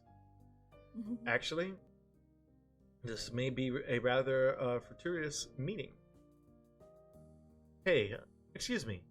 Do you know if Hanako's come out of her room today or not? She doesn't seem to be answering. Ikazawa is Ikazawa. Her not answering the door is totally normal. That tall foreign girl is the only person she'll ever talk to after all. Kind of skipped that a little bit early, but you know. That's okay. I was chugging a little bit of my tea. My throat is a little bit thirsty, so you know. I gotta make sure to stay hydrated. She gives a shrug before walking off down the hallway, having much more important matters to attend to than Hanako or me. Her dismissive attitude annoys me. Hanako must have a reputation as a hermit, a reputation that doesn't seem outright undeserved. At least, in the time before we met. Scratching my head, I make one last attempt at getting Hanako to answer as I knock on the door, one final time. Hanako, it's me. Matao said to give you some stuff. For a while, the attempt seems just as unsuccessful as the last. Just before I slip the sheets under her door, though, I can hear the handle rattling. As the door opens halfway, I do my best to look Hanako over as quickly as possible. It's a task made somewhat more difficult by her oversized gown hiding so much of her body. She doesn't look sick, or at least not immediately so, to be honest. I have preferred that to her expression right now. Hi, Hanako. Batal wanted me to give you these since you weren't in class today. I held out the loose sheets, which she tentatively takes in her hands. The way she moves is weird, devoid of thought, as if she's some kind of mechanical automaton rather than a living being. Are you okay? If you're feeling sick or anything, I could get the nurse. I feel almost pitiful to put on such a routine, get well soon act. I can't think of anything else I could possibly do for her, though. She seems to collect herself a little at the notion, but only a little. I'm fine. Okay. An awkward silence follows, eventually ended by her nodding solemnly in farewell and closing the door. The entire experience feels surreal. More than a little put off, I wander back to my room and hope that she'll be better by tomorrow, despite not knowing exactly what's wrong with her.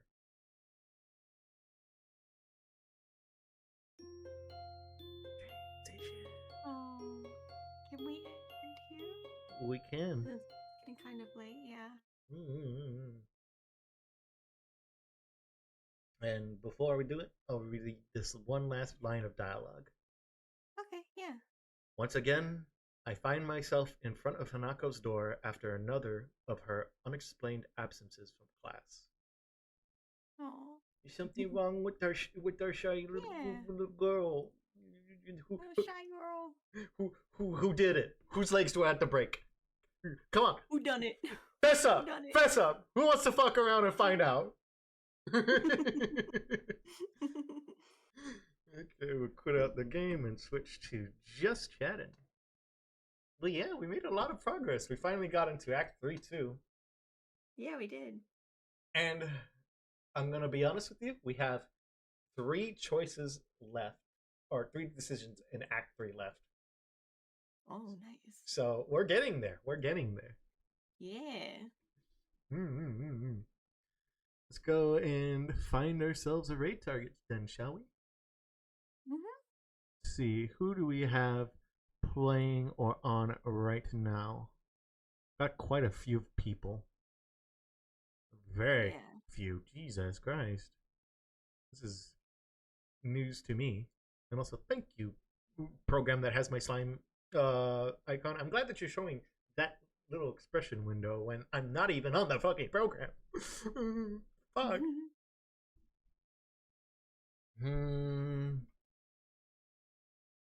I wish that new person that I followed was on, because I would have rated her if she was on, but sadly she's not. She probably streams mornings, or hell, on like other days, like Monday through Thursday.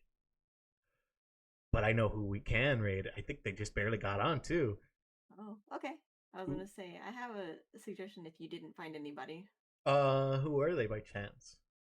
Tolk TV. He's doing Doki Doki Literature Club with his wife. Oh no. But What's yeah, it you called? don't have to go with that. You can go with who you chose. No, mainly because of just because I do not have Talk followed. I noticed Talk. Okay. But I do want to rate people who are have the smaller viewer count, which Talk has a bigger viewer count Yeah, than she he does right does now. have quite a few people right now. Yeah. But yeah, Yeah. we're gonna do a slime and Oni raid. Mm-hmm.